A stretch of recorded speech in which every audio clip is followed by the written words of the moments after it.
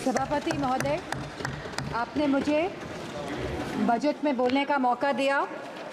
मैं आपको धन्यवाद देना चाहती हूँ। हमारा देश किसान प्रधान और कृषि प्रधान देश है। अगर हमारे किसान और युवाओं का भविष्य सुनिश्चित नहीं कर पा रहे हैं हम, तो मैं समझती हूँ कहीं ना कहीं हम सब अपने फ़र्ज से डगमगा रहे हैं। जहाँ वित्त मंत्री ने 9 प्राथमिकताओं की बात करी और कृषि को जहाँ पहला स्थान दिया गया, वही मैं वित्त मंत्री से पूछना चाहती हूँ कि कृषि ग्रामीण अर्थव्यवस्था की वृद्धि दर क्या है। जहाँ यह कहा गया था कि 2024 तक आप किसान की आय दुगनी कर देंगे, 22 तक किसान की आय दुगनी कर देंगे, और जहां एमएसपी का वादा किया गया था, तो मैं पूछना चाहूँगी कृषि मंत्री से कि आज एग्रीकल्चरल इंफ्रास्ट्रक्चर में कितना बजट या सरकार द्वारा दिया जा रहा है। यूपी को इस बजट के तहत क्या मिला है।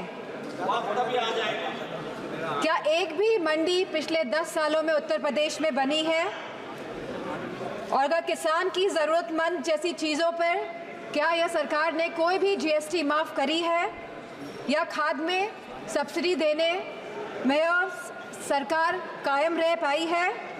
और जहां खुद प्रधानमंत्री आए थे उत्तर प्रदेश में विधानसभा चुनाव में, और उन्होंने वादा किया था उत्तर प्रदेश की जनता को, उत्तर प्रदेश के लोगों को, कि वो आवारा मवेशियों की समस्या से किसानों को हल दिलाएंगे, निजात दिलाएंगे।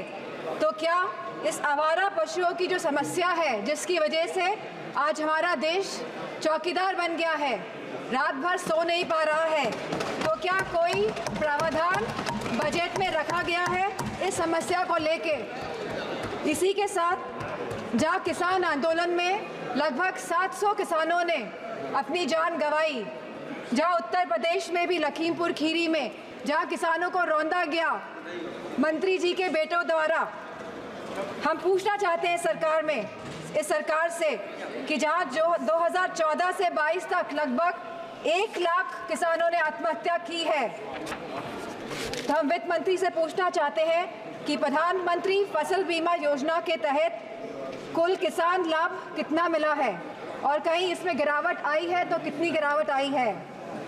यह सरकार लगातार 1 दशक से किसानों की अवहेलना कर रही है।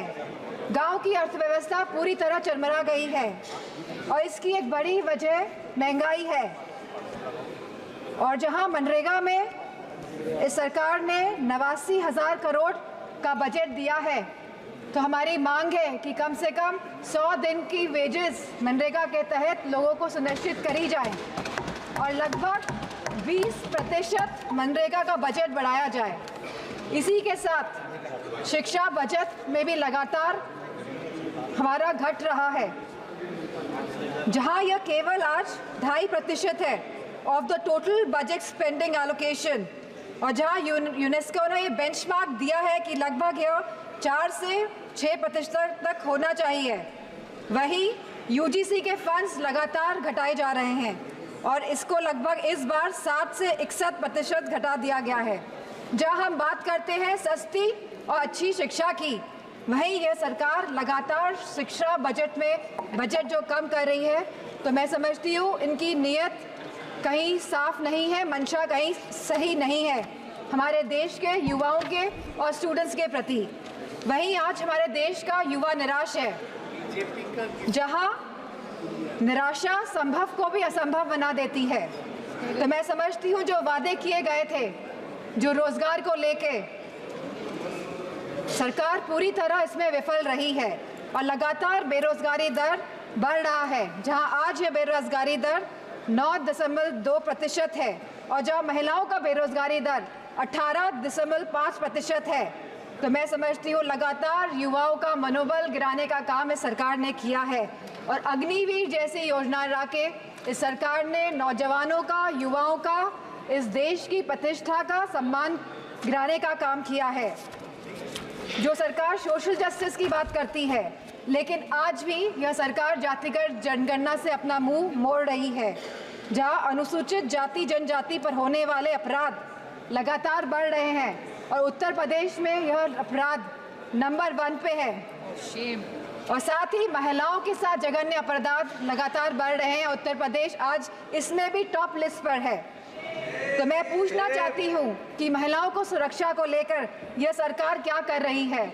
और जहां उत्तर प्रदेश में समाजवादी पार्टी की सरकार ने 1090 जैसी सेवाएं चलाकर हमने अपनी माताओं, बहनों, बेटियों को सम्मान दिलाने का, उनका हक दिलाने का काम किया था, तो इस बजट में क्या प्रावधान रखा गया है महिलाओं की सुरक्षा को लेकर। वहीं आज अगर स्वास्थ्य की बात करें तो लगभग 1.9% ऑफ GDP आज का खर्चा ये बजट दे रही है स्वास्थ्य के लिए। स्पीकर महोदय, there is no focus agenda for the healthcare of the country. Irrespective of the fact we are speaking about India being the 1st largest economy and moving towards the 3rd largest economy. And if we see the fast growing population of the country, so 1.9% of the budget is very less for the health services of the country. Sir, decision to exempt 3 cancer drugs is a welcome move by the finance minister, but it is a very small step in the right direction. Sir, ma'am, हमारे उत्तर प्रदेश में लखनऊ में एक cancer institute जिसमें लगभग 1000 करोड़ रुपए लगे हैं वो तैयार है, लेकिन ना केंद्र की सरकार ना स्टेट की सरकार ये सुनिश्चित कर रही है कि सुचारू रूप से वो कैंसर इंस्टीट्यूट चल सके, क्योंकि कैंसर के केसेस लगातार देश में बढ़ रहे हैं। और मेरा मानना है कि अगर ये कैंसर इंस्टीट्यूट सही ढंग से सरकार चला लेती है तो सस्ता इलाज हम अपने देशवासियों को दे पाएंगे। Ma'am, there is a massive gap between the demand and supply in the healthcare center, in the healthcare infrastructure.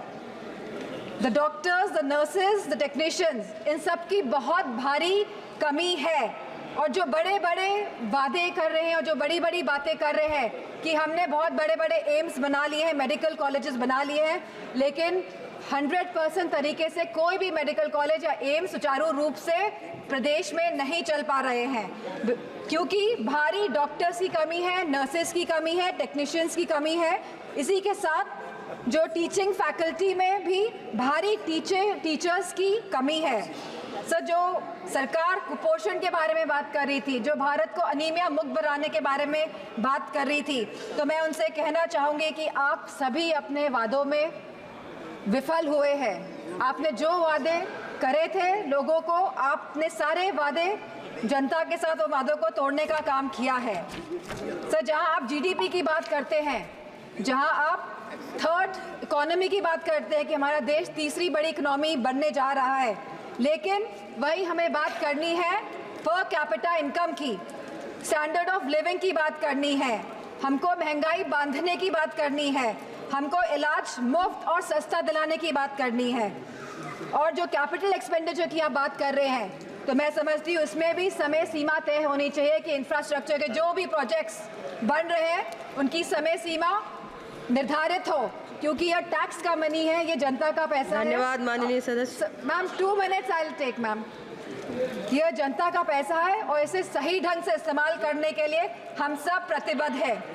सो इसी के साथ मैं कहना चाहूँगी कि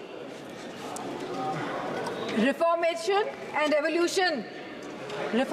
and revolutionary changes can come in the country even after 11 years, but the dedication and concentration is required from the government. Nothing can alter the past, but responsible behavior by the government. And I'm not playing a blame game here. I'm saying a responsible behavior is the behavior in which we are responding to the present situation. And if the government plays a responsible behavior, then formative changes can come in the country. Thank you, Speaker. Ma'am.